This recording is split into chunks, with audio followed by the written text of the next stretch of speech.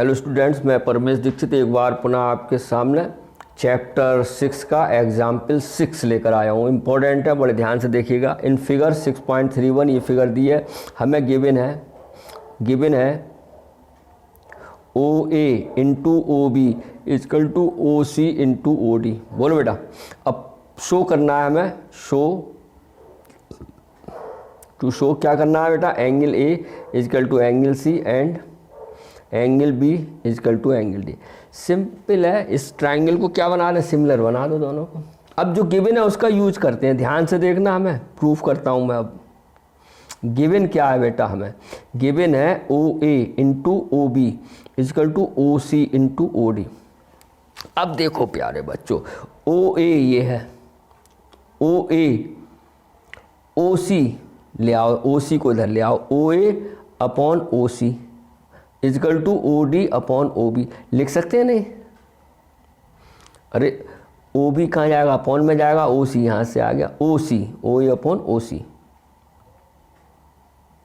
ठीक है, O A upon O C. Clear है? और ओ ए ये है हमारे पास, ओ ए और ओ सी क्या है? ये दोनों ट्राइंगल हैं। और ओ डी ये है और ओ बी क्या है? ये। और ये ट्राइंगल कैसे है? दोनों एंगल वर्टिकल अपोजिट एंगल। हो गया। अब आपके दिमाग में सर ओ सी क्यों लाए? ओ डी भी तो ला सकते थे। प्यारे बच्चों देखना ध्यान से, अगर हम ओ ए अपॉन ओ डी ले आते और ओ सी अपॉन ओ बी कर लेते, ये भी कर सकते थे। तो ध्यान से देखो, ओ ए भी इसी ट्रायंगल में आ रहा है, अपॉन ओ डी भी इसी ट्रायंगल में आ रहा है। देखो, और प्रोपोर्शनल क्या होते हैं? अलग अलग ट्रायंगल। अगर हम इसको अलग बना दें, एक छोटा सा चित्र बेटा ध्यान से समझना, ये आपका ओ है, ए है, डी है, और एक बड़ा सा चित्र ये बन गया आपका ओ है, सी है, बी है। कुछ ऐसे ही है ना? है? अगर हम ये कर लेते ओ ए, तो ओ ए तो ये आ गया, बिल्कुल सही है। ओ डी दूसरे ट्रायंगल का होना चाहिए था, लेकिन ओ डी भी इसी ट्रायंगल का आ गया, इसलिए हम ऐसे नहीं कर सकते। समझ गए नहीं? जब ये रास्ता फ्लॉप है तो ये तो पास है ही, ओ ए अपॉन ओ सी। अब देखो ओ ए तो ओ सी दूसरे ट्रायंगल में है, देखो है, और ओ डी ये है तो ये ओ बी है, और ये दोनों ट्रायंगल क्या हो जाएंगे? वर्टिकल अपोजिट एंगल है, यानी कि angle A O D is equal to angle A O D C O B.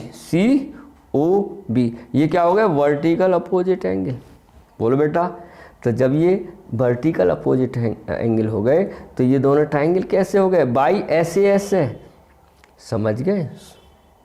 So by S A S criterion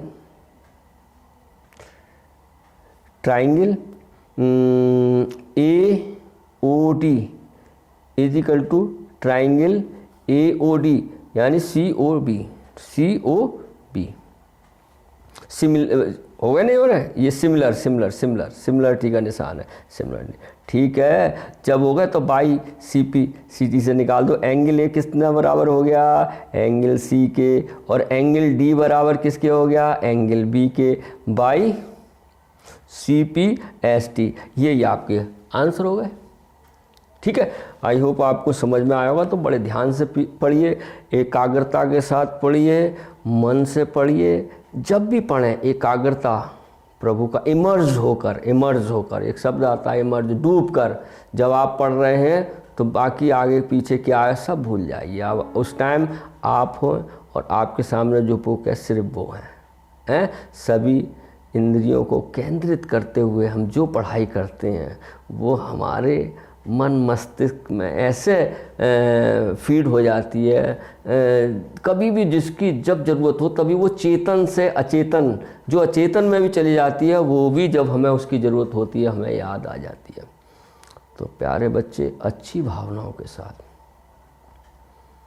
अच्छी बुद्धि, अच्छी सोच, अच्छी संगत के साथ आप पढ़ेंगे तो कामयाब होंगे। ठीक है ना? संगत अच्छी हो, अच्छे विचार हो, शुद्ध विचार हो।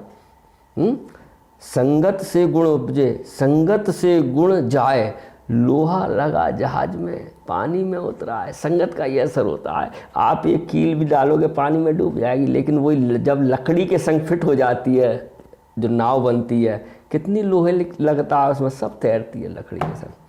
तो संगत का वो असर है प्यारे बच्चों। बड़े ध्यान से पढ़िए, इत्मीनान से पढ़िए और अपने माता पिता का कहना मानिए।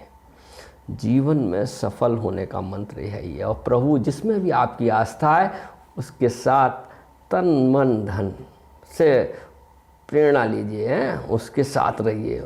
उस जो मानते हैं, जिसको भी आप मानते हैं उसके जैसा बनने की कोशिश कीजिए। हम उसकी पूजा करेंगे, खैर कुछ तो मिलेगा, लेकिन हम उसकी तरह बने। जिसको भी आप मानते हो, एक आदर्शवादी व्यक्तित्व होगा जिसे आप मानेंगे, तो उसकी तरह जैसे उसका व्यक्तित्व है, पर्सनैलिटी है, उसी की तरह आप बने। तो मैं समझता हूँ आप जीवन में अवश्य ही कामयाब होंगे। इन्हीं शब्दों के साथ फिर मिलेंगे नेक्स्ट वीडियो में। Have a nice day.